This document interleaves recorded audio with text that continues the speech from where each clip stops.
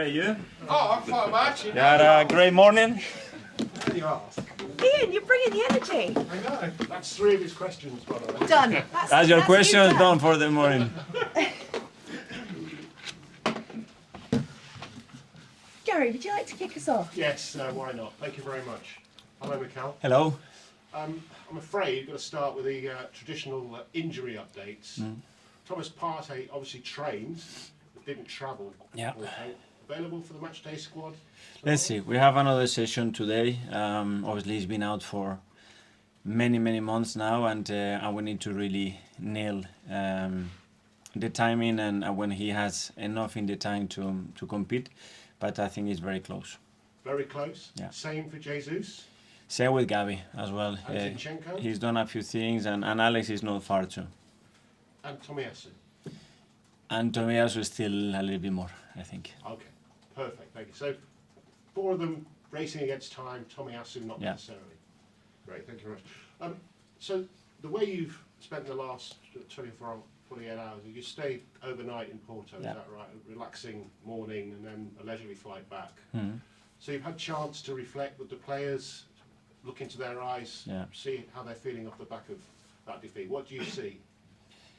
Well, what I see is a team that can't wait to play Porto at home now, and with that result, obviously, we have created a fantastic Champions League night of football in front of our people and the lights, where you need to beat them to go through, and the task is very clear now.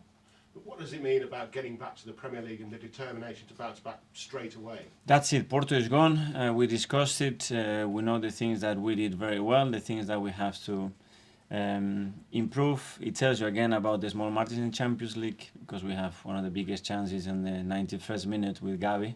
If he scores that goal, we are 1-0 up. It's a fantastic, mature, disciplined performance in the Champions League. You lose it in the last second, and it's something else. And that's clear, but we cannot lose sight of where we are, what we are doing, and the importance of the match tomorrow, and the full energy and focus is there.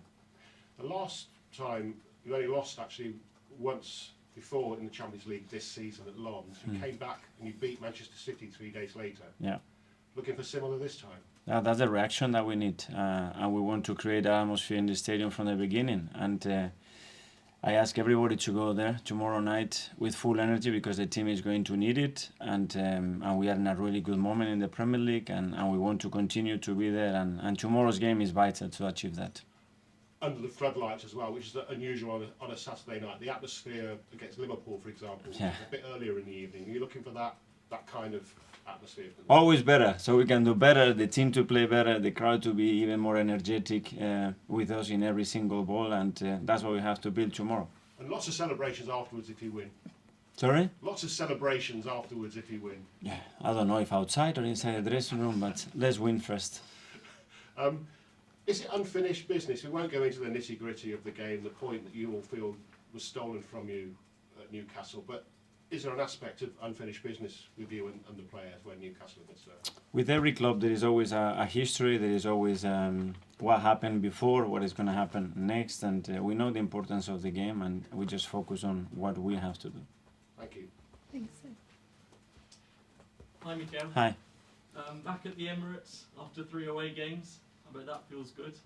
Yeah, it feels like a long time, that Liverpool game, but yeah, it's been a while, and we love playing at home, and tomorrow is a fantastic game. What's the difference between the Arsenal that lost 1-0 at St James's Park and the Arsenal going in tomorrow's game? Well, let's see tomorrow. Even them as well, they have changed a little bit. I think they have a few players that they might not be available. The same with us. So let's see, every game is very different, and the approach sometimes away and home can change. Are you expecting Newcastle to have a similar approach to Porto maybe? And in that case, how are you going to deal with that? I don't know, because normally they have a very different approach to game, especially when they don't have the ball. So two very different teams, I think. Are you going to use that defeat against Porto to get an extra bit of motivation, or do you want to forget about that and think about what you've done in the Premier League in recent weeks? What happened there in another competition is there. What you cannot deny is that what is in your tummy after a defeat, and that we have to use it in a really powerful way to do even better. Thank you, Mika. Thanks, Ian. Hi, Mikel. How are you? I'm very good, you?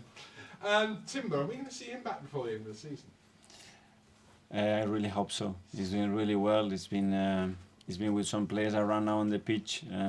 He's gonna start to do some bits with us in the next week or so, and then we have to see how that evolves, how his confidence level, his fitness level, and hopefully the answer is yes.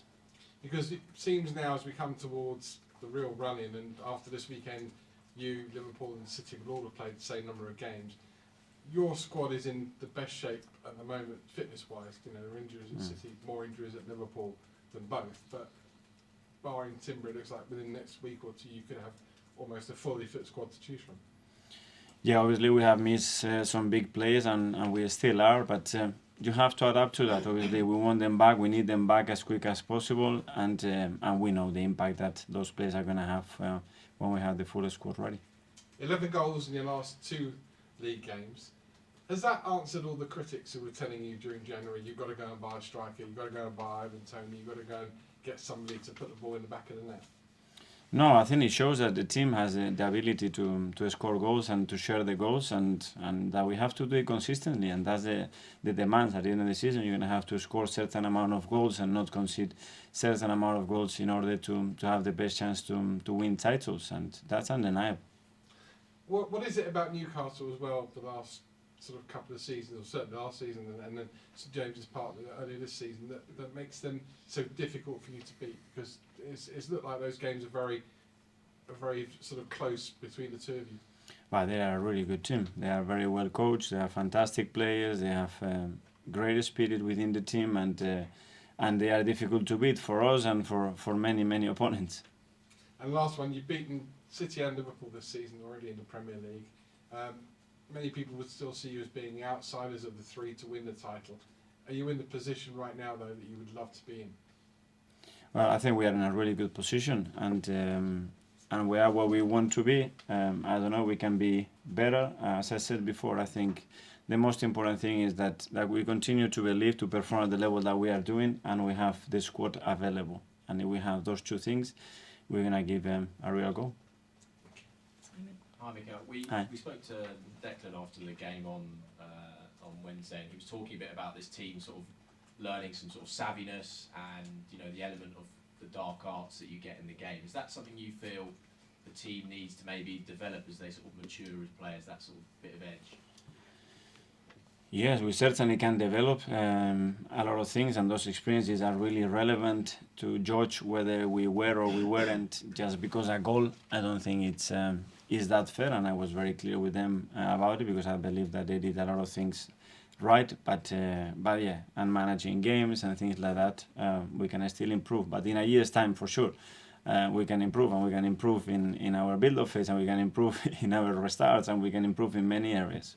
I think when a lot of people speak to these Arsenal players and know these Arsenal players, I think everyone would say they're obviously very nice people. Can you have that off the pitch, and then when you go on the pitch, flip that switch and have that edge, have that bit of the dark arts? Can you be a nice guy and be a bad guy on the pitch? Yeah, I don't know if you're the bad guy, but you have to be tricky, you have to be smart, you have to be streetwise, and you have to try to take advantages in every situation, and they know that.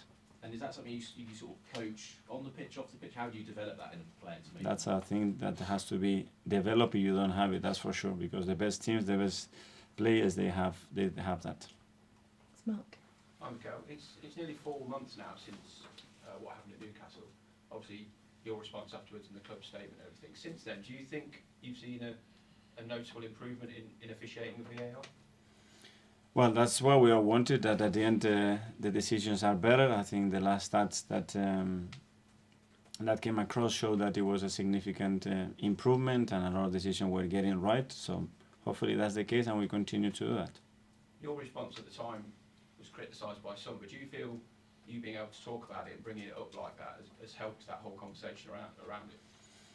I don't know. I talked the way I felt, and I was very straight. And I did it in a way that it was pretty strong, but within the law, because I didn't get charged for that. So that says the story. Kaya.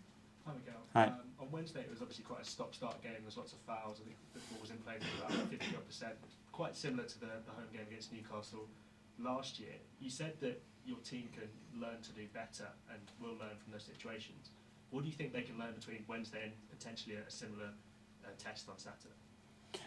Well, we have to learn, but as well we need the game to be managed in the right way, and that's not for us to do, and that's for the referees to do, and we leave it for them because it's obvious again what happened on Wednesday, and we have to deal with that, and we have to be ready for that. But at the end, it's their job, and they have to manage that. And before the Nottingham Forest game, you spoke, obviously, last season there was the desire for revenge. You said everyone could feel it in their stomachs going into the game. Have you sensed a similar atmosphere amongst your players this time going to the Newcastle match? Well, I could sense in the dressing room straight away that we wanted to play the next day if possible, and after that defeat, that's the feeling that you get. And I'm sure when they come back in an hour or two, I'm going to be seeing that desire again. Thanks. Jordan. Mikel, Hi. 13 games to go this season. This stage last season, it was the Bournemouth game, that dramatic 3-2 win, where it felt like there was a lot of emotional energy had been spent already. How much is left in the tank at this stage? A lot, because I think a lot of players, they haven't played significant minutes this season, and some important players as well. So I can sense that there are still 5 or 6 that they have still a lot to effort to the team. And the other ones, because after what happened last year, we want to make sure that this season is very different, and that brings a lot of energy because we know what we are facing. Obviously, Porto, you brought on one sub. There's maybe talk of not using the bench as much as other teams. Because you've got 5 or 6 players there, do you think that it's maybe their time to step up at some point in the next 2 months? There'll be a part-time to play. Yeah, but we have made changes in the last few games, and every game is different in relation to what is happening, and rightly or wrongly, which at the end are decided, those decisions by the results at the end, we try to make the right call. That's it. Just finally, how different does it feel approaching the run into that compared to last season?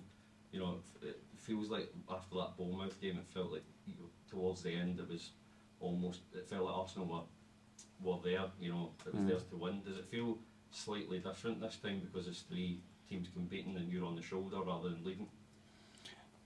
I feel a lot of excitement, especially internally, because we are right in the mix, and we want to continue to be there because we are in the Champions League and we have a fantastic game to play at the Emirates. And yeah, externally probably is different because the expectations are much more focused on the other 2 teams, and that's it.